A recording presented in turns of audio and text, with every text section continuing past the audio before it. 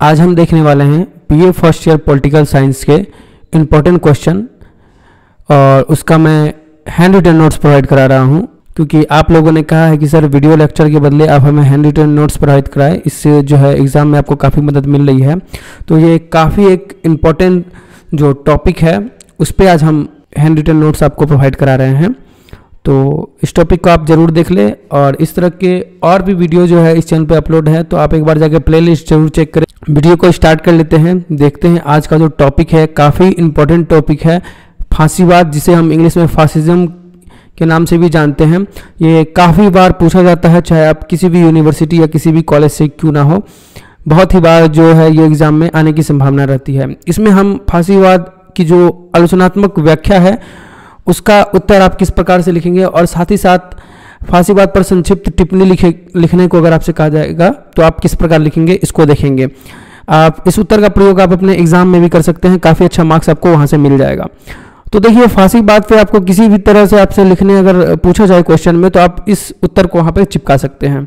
इसका हम उत्तर लिखना प्रारंभ यहाँ से करेंगे कि प्रथम विश्व युद्ध का यह उद्देश्य था कि विश्व में जनतंत्रवाद स्थापित रह सके और तानाशाही का हमेशा के लिए अंत हो जाए। किंतु प्रथम विश्व युद्ध की समाप्ति के पश्चात लोकतंत्र की स्थापना के बदले अंतर्राष्ट्रीय धरातल पर अधिनायक तंत्र के विभिन्न रूप अवतरित हुए, यानी कि अवतरित हुए या फिर सामने आए, ऐसे भी लिख सकते हैं। उसके बाद फांसीवाद अधिनायक तंत्र के विभिन्न रूपों में से एक था, यहाँ से आप लिखेंगे। उसके बाद आप लिखेंगे कि फांसीवाद की उत्पत्ति प्रथम विश्व युद्ध के बाद इटली में मुसोलिनी की जो जीवनी है, ये भी आपको देखना है, ये काफ़ी इंपॉर्टेंट है आपके लिए, तो इसको भी आपको एक बार देखना जरूरी है। इस पर भी मैं एक डिटेल में वीडियो लेके आऊँगा। तो मुसोलिनी के जो नेतृत्व में मध्य युग में ही इटली छोटे छोटे स्वतंत्र राज्यों में बढ़ चुका था, जहाँ राजनीतिक दलों की संख्या बहुत ही अधिक थी। फांसीवाद से संबंधित उपयुक्त मान्यताओं के विश्लेषण से यह ज्ञात होता है कि यह अनेक विचारों का संयोग है। प्रोफेसर मैक्सी ने ठीक ही लिखा है कि फांसीवाद दर्शन में अनेक तत्वों का बड़ी चतुराई से मिश्रण किया गया है, अतः इसके स्रोतों की खोज निकालना सरल कार्य नहीं है। जो शब्द है इटालियन भाषा का शब्द है, जो कि फासियो शब्द से निकला है, जिसका अर्थ होता है लकड़ियों का बांधा हुआ बोझा, या जिसको आप गट्ठर भी कह सकते हैं लकड़ियों का, ये होता है। प्राचीन काल में रोमन साम्राज्य का जो राष्ट्रीय चिन्ह था उसमें लकड़ियों का बांधा हुआ जो गट्ठर या फिर बोझा हम कह सकते हैं वो था, और उसमें एक क्या था, कुल्हाड़ी था। लकड़ियों का बांधा हुआ बोझ राष्ट्रीय एकता तथा कुल्हाड़ी राजशक्ति का प्रतीक माना जाता था। अतः मुसोलिनी ने राष्ट्रीय एकता प्रदर्शित करने के लिए फैसियो शब्द का प्रयोग किया। मुसोलिनी ने क्या किया, राष्ट्रीय एकता को जो है दिखाने के लिए फैसियो शब्द का प्रयोग किया। फांसीवाद निम्नलिखित सिद्धांत है। फांसीवाद के जो सिद्धांत है वो निम्नलिखित हैं, हम देखेंगे कुछ सिद्धांत जो काफ़ी इंपॉर्टेंट है। तो पहला जो सिद्धांत है आप लिख सकते हैं कि फांसीवाद सिद्धांत की अपेक्षा वास्तविक पर आधारित है। फांसीवाद जो है सिद्धांत की अपेक्षा वास्तविकता पर आधारित है। तो हम सबसे पहले देखें कि फांसीवाद क्या है। इसमें अगर आपसे प्रश्न पूछा जाए कि फांसीवाद क्या है, तो जैसे ये प्रश्न उठता है तो उत्तर देना कठिन है, क्योंकि यह एक सुनियोजित निश्चित सिद्धांत नहीं है। ये एक सुनियोजित निश्चित सिद्धांत नहीं है। स्वयं मुसोलिनी ने कहा था कि फांसीवाद का संबंध किसी ऐसे नीति की घोषणा से नहीं है जिस पर विवरण सहित पहले से विचार किया गया हो। इसका जन्म क्रियात्मक आवश्यकताओं के कारण हुआ तथा प्रारंभ से ही यह सैद्धांतिक न होकर व्यवहारिक रहा है। मुसोलिनी ने एक और स्थान पर कहा है कि फासिज्म भौतिक तथा नैतिक शक्तियों का वृहत संगठन है, इसका उद्देश्य राष्ट्र का शासन करना है। फांसीवाद किसी सिद्धांत के संबंध में वाद विवाद नहीं करना चाहता है, वे देश की आवश्यकता और हित के अनुसार अपने सिद्धांतों को बदल लेते हैं। अतः परिस्थितियों के अनुकूल कुलीन तंत्रीय, जनतंत्रीय, रूढ़िवादी और प्रगतिवादी या फिर क्रांतिवादी हो सकते हैं। दूसरा पॉइंट आप लिखेंगे कि एक राष्ट्रीय नेता की तानाशाही में विश्वास एवं लोकतंत्र के निंदा। तो स्वतंत्रता, समानता और भाईचारे की भावना पर आधारित लोकतंत्र में मुसोलिनी का विश्वास नहीं था। वह इटली को प्रजातंत्र के लिए उपयुक्त नहीं मानता था। मुसोलिनी के अनुसार स्वतंत्र लोगों का अधिकार नहीं बल्कि राज्य की कृपा है। मतलब मुसोलिनी मानता था कि स्वतंत्रता जो है लोगों का अधिकार नहीं है, वह राज्य की कृपा है कि अगर राज्य चाहे तो लोगों को दे सकता है स्वतंत्रता और ना चाहे तो नहीं दे सकता है। ऐसा मुसोलिनी का मानना था। लोगों को कितना अधिकार दिया जाना चाहिए, इसका एकमात्र निर्णायक राज्य क्या है, इसका जो वीडियो डिटेल में आपको मैंने इस टॉपिक पे काफ़ी अच्छा लेक्चर वीडियो प्रोवाइड किया है, तो आप जाके देख सकते हैं। लिंक आपको डिस्क्रिप्शन बॉक्स में भी मिल जाएगा, या फिर आप एक प्लेलिस्ट चेक करेंगे BA first year political science का, तो वहाँ भी आपको मिल जाएगा। उसके बाद समानता व्यर्थ है। समानता जो है व्यर्थ है, मुसोलिनी का मानना था, क्योंकि प्रत्येक व्यक्ति की प्रकृति ने समान नहीं बनाया। जो प्रत्येक व्यक्ति है, मुसोलिनी का मानना था कि प्रकृति ने प्रत्येक व्यक्ति को समान नहीं बनाया है तथा एक योग एवं अयोग्य व्यक्ति समान नहीं हो सकता है। मुसोलिनी ने इटली में अपने दल को छोड़कर सभी दलों पर प्रतिबंध लगा दिया।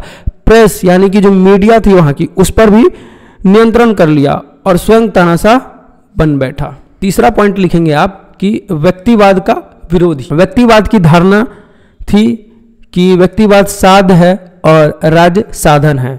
जो व्यक्तिवाद की जो धारणा थी उसमें क्या माना जाता था कि व्यक्ति साध है और राज्य क्या है, साधन है। किंतु ठीक इसके विपरीत फासीवादियों ने की जो मान्यता थी कि व्यक्ति साधन है और राज्य क्या है, साध है। उनके अनुसार राज्य से अलग व्यक्ति का कोई आध्यात्मिक तथा नैतिक जीवन नहीं हो सकता है। मुसोलिनी का विचार था कि प्रत्येक व्यक्ति को निजी स्वार्थ छोड़कर राष्ट्र के कल्याण के लिए कार्य करना चाहिए और राष्ट्र के हित में ही अपना समझना चाहिए। राष्ट्र का हित ही लोगों को अपना हित समझना चाहिए और अपना सारा जो निजी कार्य है उनको छोड़कर केवल राष्ट्र के काम में ही उन्हें लगना चाहिए, ऐसा मुसोलिनी का मानना था। सर्वाधिकारी राज्य में विश्वास। फासीवादियों के अनुसार राज्य सर्वोच्च सत्ताधारी है तथा इन सभी क्षेत्रों को नियंत्रण करने का अधिकार है। मुसोलिनी का कहना था कि सब राज्य के अंतर्गत है, राज्य के बाहर कुछ नहीं है तथा कोई भी राज्य का विरोध नहीं कर सकता। पांचवा लिखेंगे पॉइंट कि हिंसा शक्ति तथा साम्राज्यवाद का पोषक।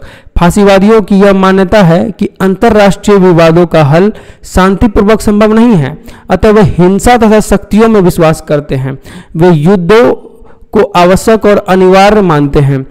मेनोकाली ने ठीक कहा, एक जो मेनोकाली है उन्होंने कहा है, लिखा है कि फासिज्म का जो उद्भव ही युद्धों से होता है और युद्ध से ही उसका विकास होना संभव है। उसके बाद अब छठा पॉइंट लिखेंगे कि राष्ट्रीय राज्य में विश्वास।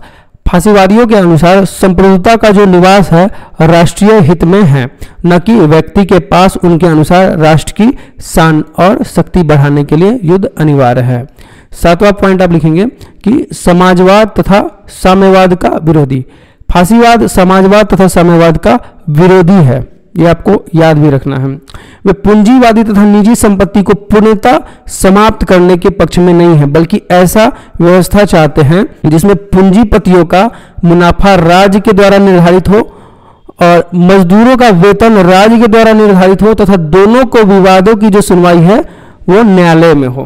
कि नई आर्थिक व्यवस्था। फासीवाद न तो व्यक्तिवाद की इस नीति को पसंद करते हैं कि व्यक्ति के आर्थिक मामलों में राज्य बिल्कुल हस्तक्षेप न करे और न ही समाजवाद की इस नीति को पसंद करते हैं कि सब उद्योगों का समाजीकरण हो।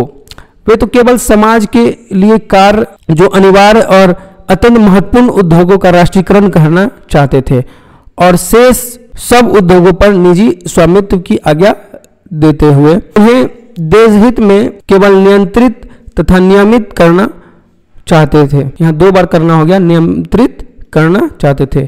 वे कहते थे कि पूंजीपतियों और मजदूरों में से ही किसी को भी राष्ट्रहित के विरुद्ध कार्य नहीं करने दिया जाएगा, क्योंकि उनके हित राष्ट्र से ऊपर नहीं है। अब हम देखेंगे फासीवाद के दोष। इसको हम कुछ पॉइंट में लिख लेंगे ताकि आपसे अगर एग्जाम में फासीवाद पे आलोचनात्मक व्याख्या करने भी कहा जाए तो आप उसके दोष को भी लिख सकते हैं उतना लिखने के बाद। ठीक है, तो पहला पॉइंट आप इसमें लिखेंगे कि राज्य को साध एवं व्यक्ति को साधन मानना उचित नहीं है। ये फासीवाद के दोष है या फिर इसका हम आलोचनात्मक व्याख्या कर रहे हैं तो इस प्रकार हम लिख सकते हैं। तो लिखेंगे राज्य को साध तथा व्यक्ति को साधन मानना उचित नहीं है, क्योंकि इस सिद्धांत के अनुसार जो आधार पर व्यक्ति के जीवन का कोई मूल्य नहीं रह जाता है। व्यक्ति एक विवेकशील एवं चेतनशील प्राणी है। व्यक्ति एक ऐसा उपकरण नहीं जिसका प्रयोग राज्य के हित में मनचाहे ढंग से किया जा सके। इसमें आप दूसरा पॉइंट फिर लिखेंगे कि लोकतंत्र के आधार पर स्वतंत्रता, समानता और भ्रातृत्व यानी कि भाईचारे की भावना का विरोधी।